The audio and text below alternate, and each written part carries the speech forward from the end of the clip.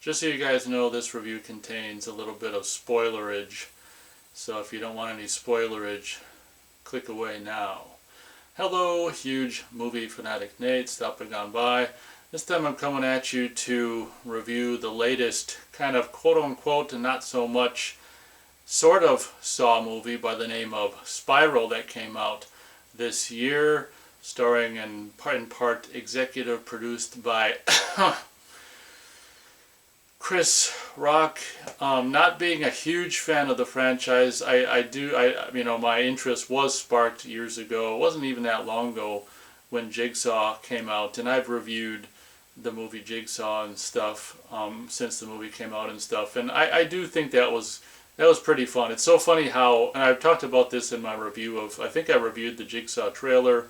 If not, I know I reviewed the movie. And I talked about this in my review of the movie, I would imagine, where I never was necessarily a Saw fan, but by the time Jigsaw came out, it was like Saw was getting on in years so much that it was just like, wow, it's almost kind of nostalgic.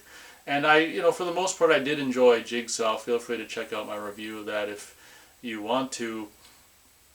Same thing kind of with Spiral. It just intrigued my interest. I was a little bit like, what's going on? It should be said that this movie was directed by the guy who directed Saw 2, 3, and 4, so it does kind of, I guess, have that going for it, where at least, and obviously it's, a lot of the same producers and the same production company, Twisted Pictures and everything like that. So, I mean, it's not like some outside entity is making Spiral.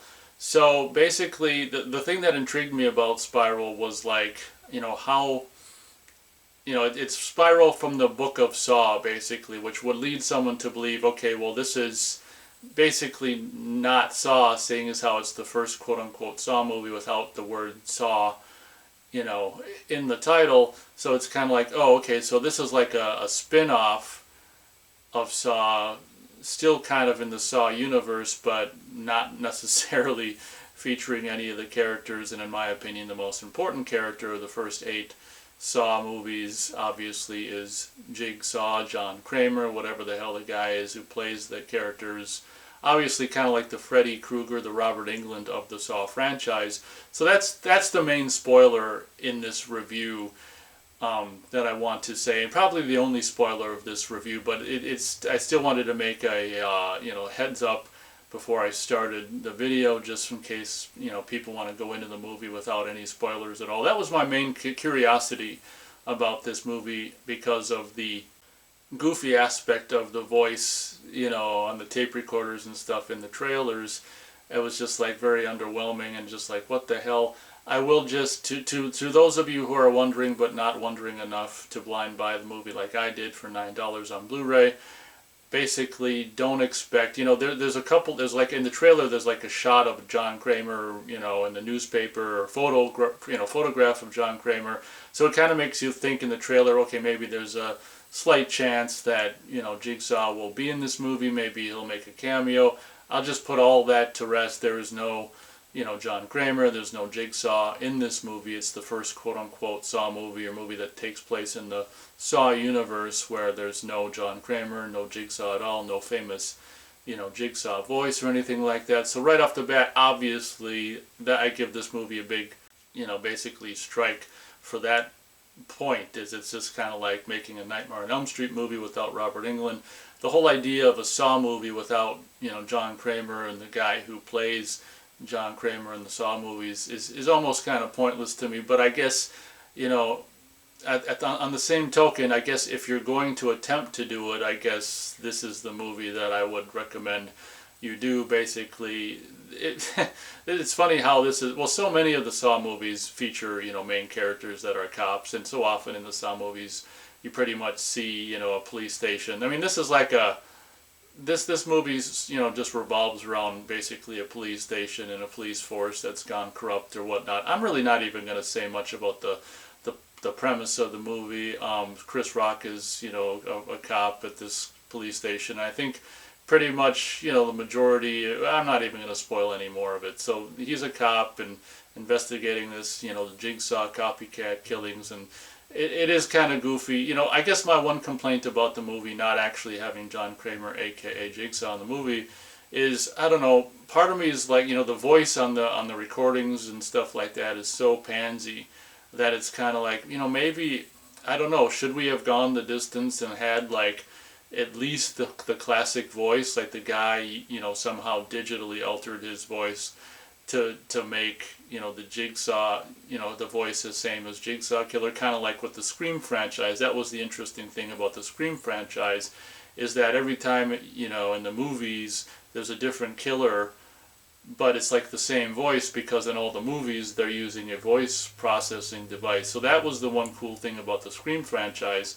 Even if it's different killers, it's the same classic voice. And possibly, you know, it's a tough decision. Like, you know, like if I were in charge of this movie, like would I have done the John Kramer voice just, you know, to just for nostalgia, or, you know, perhaps even though the voice is ridiculously pansy and every time you hear it in the movie you just start laughing, you know, perhaps even though it's a pansy ass voice and a complete joke, maybe it's just the most, you know, daring thing to do with this movie, with the Jigsaw copycat killer, to just forego the classic voice. I don't know. I if it were up to me, I'd probably lean more towards having at least the voice of the guy who played Jigsaw to do it, and just say that in the computer in this day and age of auto-tune and everything like that, the killer just, you know, processed his voice through a computer and basically got the Jigsaw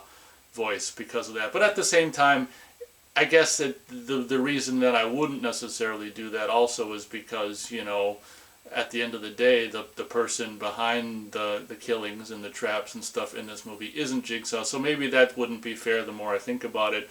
So, you know, without revealing too much about the movie, I'm not going to bother to go into the plot of the movie or anything like that. Without revealing too much about the movie, this, you know, I would regard this as the least interesting, you know, hands down of the Saw movies in my opinion. And it's funny because I'm not even really a fan of the Saw movies per se, but I did end up buying the 1 through 8 Blu-ray collection this fall because I was able to find it for $15. I'm like, you know what, I don't have these on Blu-ray. I didn't pay much for the DVDs when I got them years ago, and so I did revisit the franchise at, you know, this at the end of this summer into the fall and stuff. It was kind of fun to revisit, and it definitely is a sense of nostalgia about it, and it's so funny how, I don't know, like goofy and, you know, soap operatic, intricate that things get when you get into like 4, 5, and 6 and stuff with you know, that one character. I guess if you haven't seen the movies, I don't want to spoil any of those movies either, but it's just so funny how Saw franchise was almost like a, you know, horror franchise that kept people coming back because it used like the techniques of soap opera, daytime TV soap opera shows, almost like a horror, you know, slash soap opera horror. You know how George Lucas called his, you know, his series of movies space opera. It's just like the Saw movies, the Saw franchise is really kind of like a horror soap opera in a lot of regards. But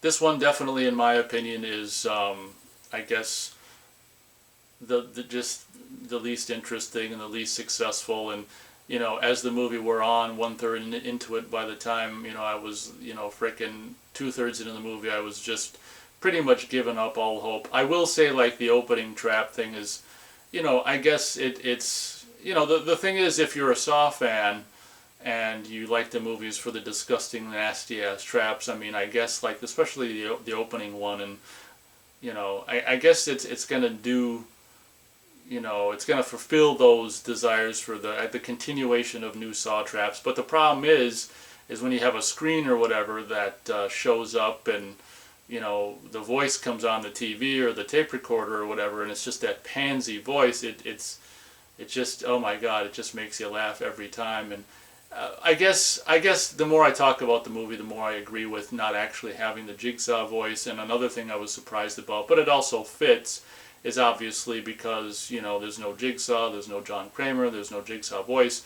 The classic kind of doll thing, the dummy thing, is nowhere to be found in this movie. And in place of the classic doll dummy thing, and the laughing sound that it does is basically like is it a pig? It's like it's a pig puppet, you know, marionette Pig, is it dressed up in a cop outfit, I think, possibly, but that comes into play towards the end of the movie. And I got to tell you, 1/3, 2/3 into the movie, I wasn't very impressed at all. And it's really surprising to actually think that it was directed by the guy who directed Saw 2, 3, and 4, because I don't know, it really didn't even necessarily have even a Saw feel to it per se. Like the opening trap, I guess, yes, but once again, if you talk about, you know, the voice on the TV and the pansy ass voice from the killer, it's just laughable, almost like it's just a Saturday Night Live parody almost.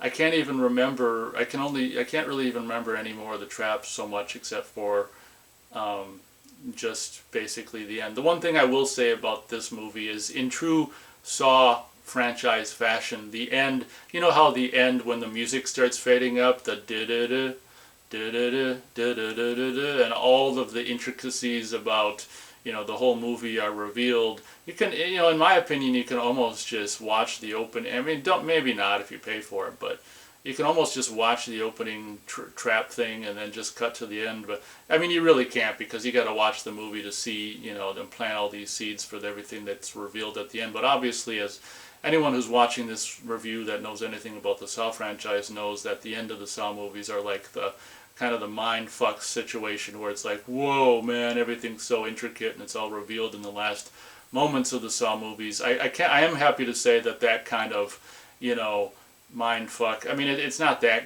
you know, intricate or whatever, but that they do that kind of successfully at the end of the movie. And also, for the record, I pretty much figured out who was doing it halfway through the movie. I'm like, oh, okay, I know who it is.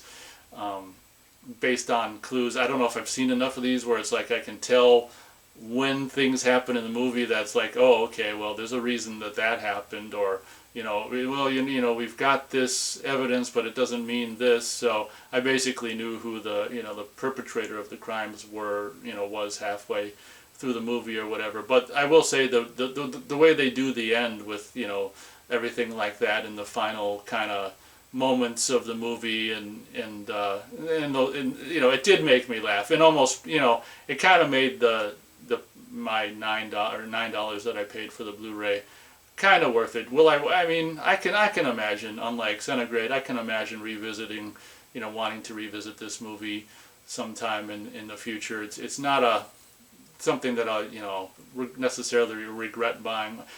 I'm impressed with the way it ended, like the classic Saw reveal of the end and all that kind of stuff. And the end made me laugh in a good way, but in my opinion, the lead up to the end was more or less boring. And you know, obviously, well, it's not obvious, but, you know, it should be said that I've never been, or never probably will be, a Chris Rock fan. And, you know, I did find, obviously, he does a little bit of humor in this movie, and I did find his, you know, attempt at being, I don't know, more of a serious, dramatic part. For me, he just, on camera, in any capacity, I'm not really a big fan of Chris Rock. And of course, it's not a secret that Samuel L.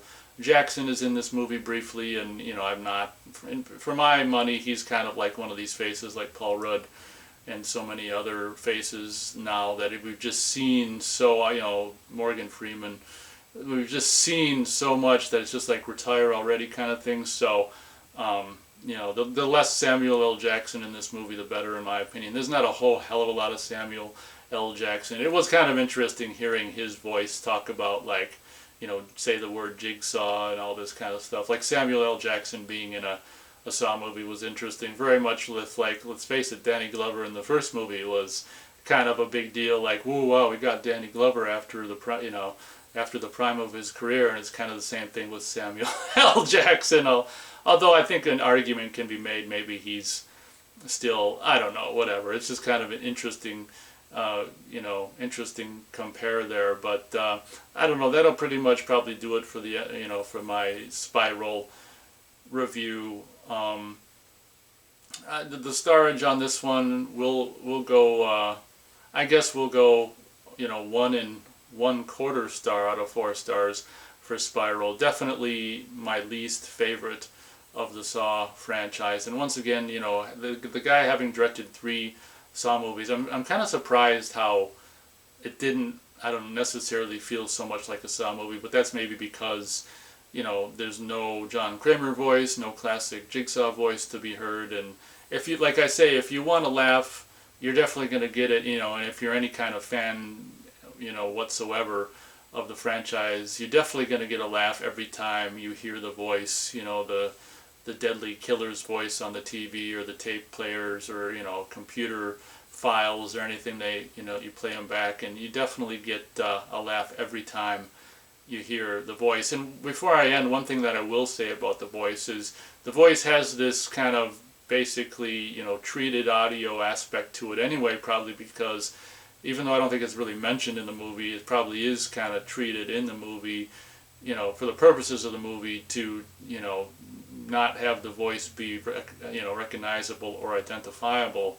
So I don't know, why not have it be a little more scary of a voice? It's just like the most unintimidating pansy-ass voice. Like I say, it's if someone did a Saw parody, they couldn't come up with a better voice, like quote-unquote scary voice, than this movie does.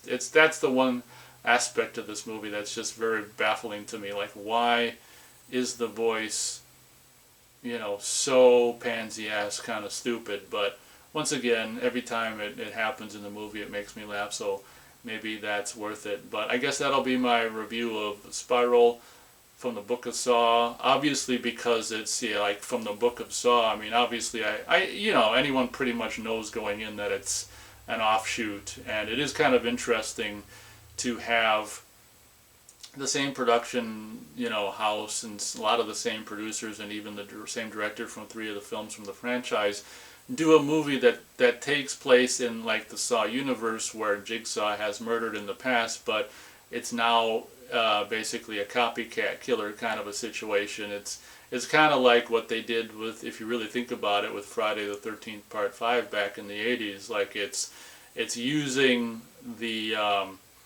name and doing a copycat killer. Although, you know, I think they were more gracious with this movie, where they were saying from the Book of Saw, where they're kind of indicating before you go into it that it's probably, you know, a copycat killer, versus Friday 5, which, you know, basically there's no indication that yeah, I mean, in case no one's seen that, I guess I won't mention that either. But thank you very much for watching this video, and as always, we'll catch you on the next one.